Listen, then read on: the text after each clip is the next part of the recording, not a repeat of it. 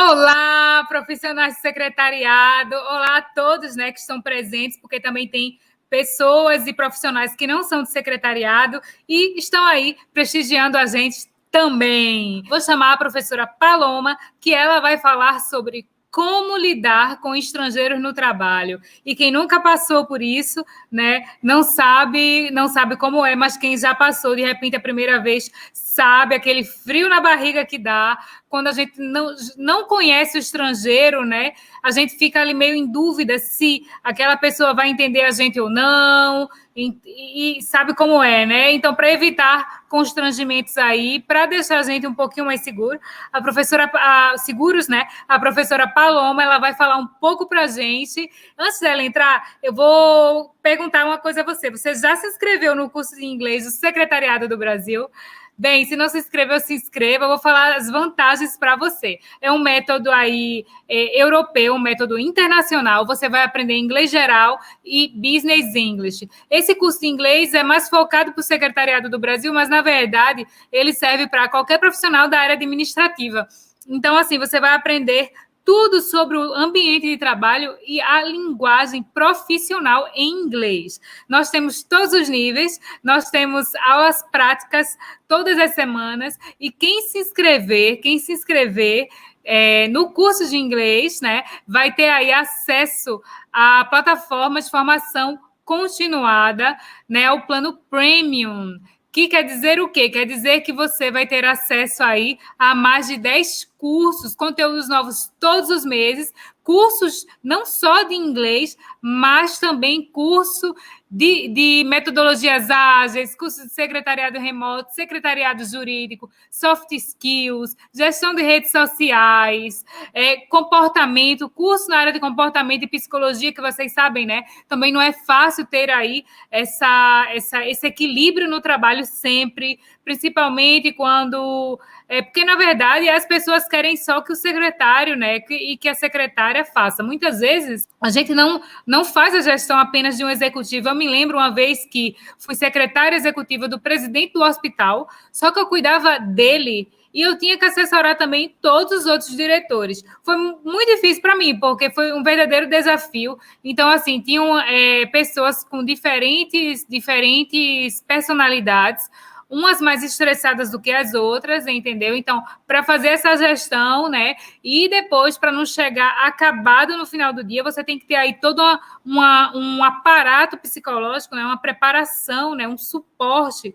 Então, a gente tem tudo isso na plataforma de formação continuada, vocês vão aprender. Então, só o Secretariado do Brasil oferece isso para você. Um curso de inglês completo e ainda com todos esses presentes, gente, a palavra é essa, porque com o preço dessa mensalidade, nenhum curso no Brasil oferece isso não, viu? Vocês estão ganhando aí muito, muito, muito mais, com certeza, e faz com que essa mensalidade se torne aí irrisória, por tudo aquilo que vocês vão ter, se inscrevendo aqui no Secretariado do Brasil.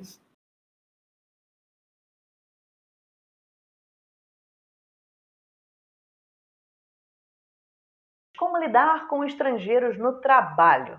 Eu não sei você, mas eu, durante a minha experiência, já precisei lidar com estrangeiros no meu trabalho e há muita coisa que pode ser evitada ou mesmo considerada quando isso acontece.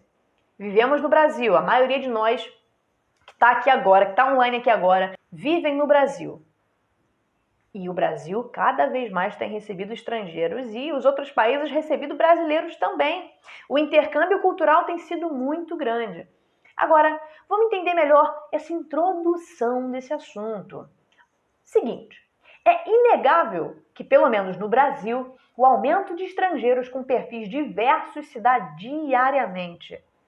Caso ainda não tenha notado essa nova realidade, existe uma grande chance de você chegar no dia seguinte ao seu ambiente de trabalho e encontrar um colega estrangeiro, como já aconteceu comigo.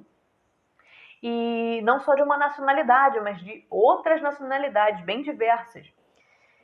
Bom, essa é uma cena bastante comum em empresas estrangeiras situadas no país, cujo intercâmbio entre profissionais que, embora trabalhem para a mesma empresa, moram em diferentes países.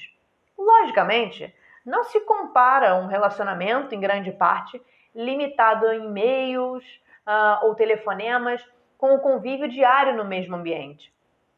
Bom, dicas de como lidar com estrangeiros no seu trabalho. Anote, é muito importante para você que tem um colega estrangeiro recém-chegado ou que já está na sua empresa há um tempo, para você que é secretário, secretária, qualquer profissional de qualquer área, qualquer empresa, ou mesmo você que não tem nenhum colega estrangeiro, mas surpreendentemente pode ter de um dia para o outro, é para você. Vamos lá, dica número 1. Estude bem sobre a cultura do seu colega e de seu país de origem. Olha, pode parecer um ponto muito simples, muito óbvio, mas não é tão óbvio assim. Existem coisas que podem ser evitadas, comentários, estereótipos, etc., que trazem uma certa saturação na relação entre você, que é de uma cultura, e dessa pessoa que trabalha com você, que é de uma outra cultura. Eu tenho certeza que quando um estrangeiro chega, ele se depara com as mesmas perguntas, com as mesmas dúvidas em relação ao país dele. E para a própria pessoa, isso deve ser bem saturador, deve ser cansativo. Saber sobre a cultura dessa pessoa vai facilitar a relação de vocês. Na live número 2, eu inclusive falei sobre isso. Falei que intercâmbios não precisam ser literais. Você não precisa enxergar o intercâmbio como um avião indo para outro país, como uma realidade fora da sua, como esse simples fato de se deslocar de um país para o outro. O intercâmbio não é isso. Intercâmbio, ele é uma troca de ideias. A própria palavra inter dá essa ideia de troca. Então, o intercâmbio, ele pode ser feito de 1000 maneiras, inclusive recebendo um estrangeiro no seu trabalho e saber como faz essa comunicação, que é muito importante, que pode ser munida de informação e facilitar a comunicação de vocês. Então, estude sobre a cultura dessa pessoa e de seu colega de origem. Do seu país de origem. Do seu país de origem. Tudo bem? É importante saber. Ainda que seja básico, você não precisa dominar toda a cultura dessa pessoa, mas eu tenho certeza que quando ela veio para cá, ela precisou dominar algumas coisas e ainda está dominando. Tudo bem? Então é importante estudar um pouco que seja sobre a cultura. É uma maneira de demonstrar respeito a essa pessoa e à cultura dela. Bom, número 2, atente-se aos diferentes sentidos das expressões. Falamos sobre isso um pouco na live número 1. Tem expressões, tem palavras que parecem, mas não são, que parecem ofensivas numa língua e não são bem-vindas em outras. Existem maneiras de falar diferentes. Então, atente-se aos diferentes sentidos das expressões que a gente tem em uma língua ou em outra. As línguas são diversas. O português é rico em expressões, o inglês ele é rico em expressões. Inclusive, existem diferenças dentro do próprio idioma do inglês. O inglês australiano tem suas peculiaridades, o americano tem outras, sotaques diferentes, obviamente. O inglês britânico tem outras particularidades. O que soa rude para um, não soa para outro. O que soa educado para um, não soa educado para o outro. As línguas são diversas. E isso eu estou te dando exemplos de português e inglês, mas quantas outras não existem? E com quantas outras pessoas de diferentes nacionalidades nós não precisamos lidar? Então, atente-se aos diferentes sentidos das expressões. Hoje em dia, com essa busca rápida por informação que nós temos, é possível fazer uma pesquisa rápida sobre a cultura dessa pessoa e saber ter acesso à informação do que não soa tão legal na língua dessa pessoa. É bem comum e hoje em dia não há desculpa para não acessar esse tipo de informação. O que é rude, o que é mal educado, ou mesmo o que é legal de ser dito, o que é educado, o que é polido. Tudo bem? Bom, número 3, decida o idioma de comunicação antes de começar as atividades. É importante para que você estabeleça também uma segurança, né, com a pessoa e também uma comunicação mais concisa e mais assertiva.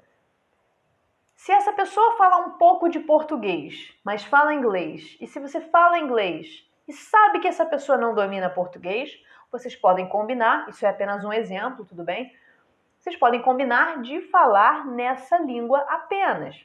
Se essa pessoa está aprendendo português e você já é falante, e é ótimo, e essa pessoa quiser aprender, você pode colaborar e podem estabelecer que a língua de comunicação de vocês dentro do ambiente de trabalho vai ser em português, por exemplo, porque isso vai facilitar para que a outra pessoa entenda melhor e vai te possibilitar dar uma ajuda para essa pessoa também.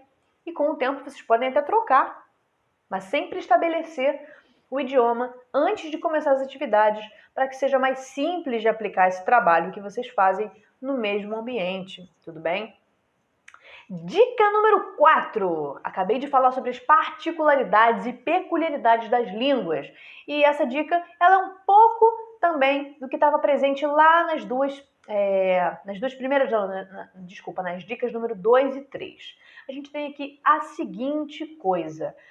Cada língua abriga suas particularidades e suas maneiras mais ou menos formais de se expressar. Ao lidar com um colega estrangeiro, no caso de um falante de língua inglesa, por exemplo, que é a língua que a gente está trazendo em questão aqui agora, procure saber quais são as maneiras mais educadas de diálogo, de se dialogar, né? A gente tem, por exemplo, aqui no Brasil um exemplo muito claro, que é o seguinte, você vai num restaurante, por exemplo, e aqui quando você quer pedir alguma coisa, a sua comunicação tende a ser bem informal. Quer ver um exemplo? Você vai num restaurante que você gosta e diz assim, opa, boa tarde, eu quero esse hambúrguer aqui, por favor, né? Que seja, eu quero esse hambúrguer. Quando a gente diz eu quero, pra gente não soa tão problemático. Soa bastante informal. Mas se a gente transpõe isso para uma outra língua, eu quero. No inglês americano, por exemplo, no inglês que a gente tem o costume de falar, fica I want. I want. Eu quero. Para eles isso não soa tão legal. Para eles soa mais como um desejo imediato, como uma ordem, como algo que você quer naquele momento. É mais educado, por exemplo, você utilizar um I would like, ou seja, eu gostaria. Viu como é diferente? Se a gente traduz literalmente uma coisa para outra, ganha uma outra dinâmica para eles. E o que soa legal, o que soa educado para os nossos ouvidos brasileiros, talvez não soe tão legal para os ouvidos deles. Por um motivo óbvio, a particularidade das línguas. Então, muito cuidado com isso. Se munidos de informação, a coisa anda, a coisa se facilita para você e para a sua relação com o seu colega. Então, saiba o que é interessante de ser dito e saiba o que não é. Da mesma maneira como esse mesmo colega pode cometer um deslize em português, por exemplo, e você pode ser a pessoa que vai ajudá-lo. Tudo bem? Mas tendo a informação antes, fica mais fácil, sempre mais fácil. A quinta dica, também considero uma das mais importantes. Reprima estereótipos. Eu tenho certeza que nós, como brasileiros, quando escutamos certos estereótipos sobre a gente, não nos sentimos muito representados e nem muito felizes, não é? Agora, o estereótipo ele não é necessariamente ruim, mas ele pode ser ruim se levado da maneira errada.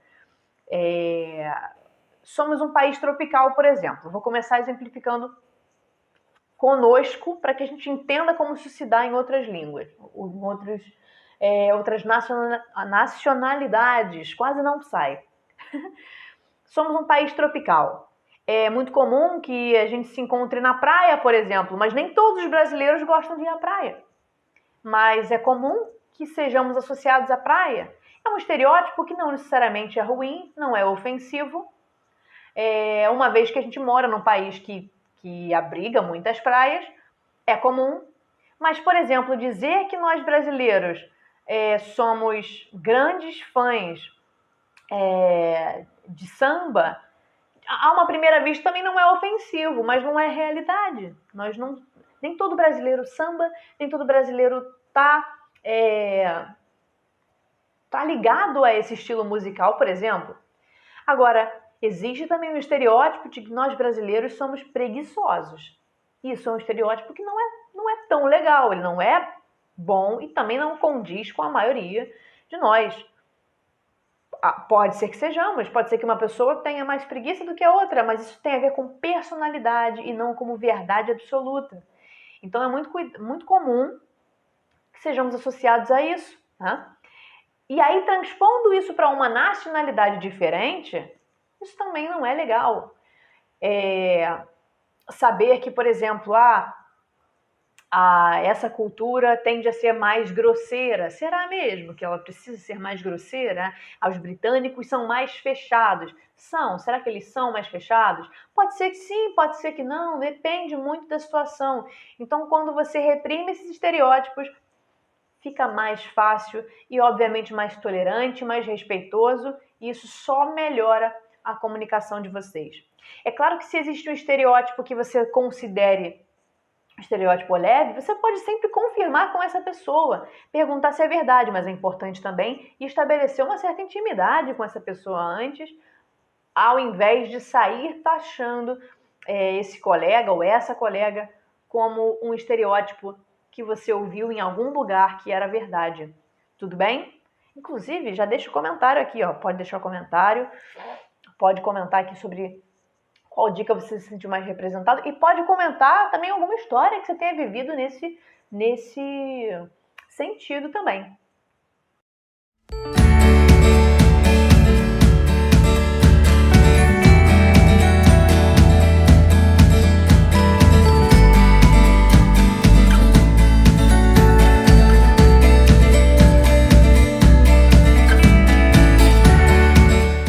Starting the conversation with a positive attitude expressed through your tone of voice helps them feel more ready to engage with you. While you can ask, "How are you?" or "How are you doing?" I suggest trying to get a little more specific. You see this person every day, so you probably already know how they're doing without even asking the question. Try these questions. How's your morning going so far? How's your day been? How's your day been going? How's your morning been going? How's your afternoon been going? Has your day been busy so far? My afternoon's been kind of slow. How's yours going? By asking more specific questions about their day, their morning, or their afternoon, the person can give you a more interesting response than pretty good.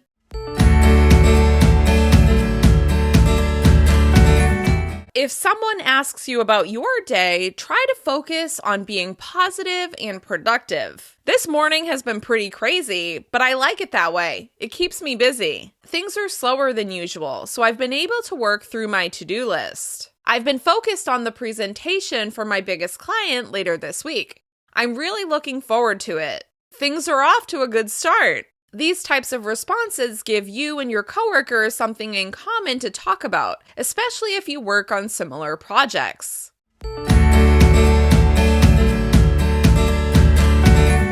Let's talk about a few examples. Thank you so much for sharing. I'm going to try that with my client. Your perspective was really helpful.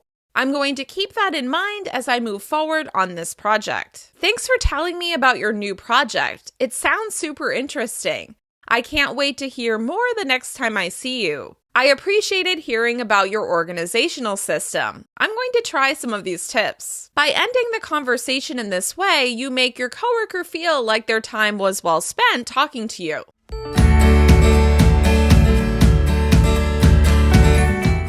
Professora Paloma, ótimas dicas. Muito, muito, muito obrigada, viu? Imagina, muito obrigada. Eu que agradeço. E é isso. Vamos nessa. Aqui, vou dar um recadinho para você que está aí. Não esqueça de se inscrever no inglês, né, no curso de inglês para profissionais de secretariado, aqui com o Secretariado do Brasil. Vamos deixar o link aí, né, nos comentários. E vamos deixar também o link da plataforma. Você tem o direito, né, como a gente já falou, se inscrever no curso de inglês, de ter o acesso premium à plataforma de formação continuada, onde você vai ter mais de 10 cursos, acesso a mais de 10 cursos. Então, quais são os cursos, Ercília? Gestão de redes sociais, secretariado remoto, secretariado jurídico, soft skills, empreenda-se, curso de empreendedorismo, né? Curso na área de comportamento, na área de psicologia, porque existe a psicologia do trabalho, existe, gente, até a sociologia do trabalho. Então, tudo isso é necessário o secretário, a secretária, os outros profissionais que estão na área administrativa também aprenderem, porque estão numa área estratégica da empresa. A área administrativa é a administração, é a gestão total da empresa. Então, é necessário entender todos os processos que passam por ali, tá bom? Então, nessa plataforma também, vocês vão estar aprendendo extensões, né, da profissão, atualidades, né, novas profissões também, né, para quem está aí querendo fazer a transição de carreira ou se colocar em próprio, né, trabalhando como assistente virtual, por exemplo. Então, é isso, pessoal. Então, vocês fiquem aí, tá bom? E é isso. Agradeço mais a professora Paloma e vamos nessa.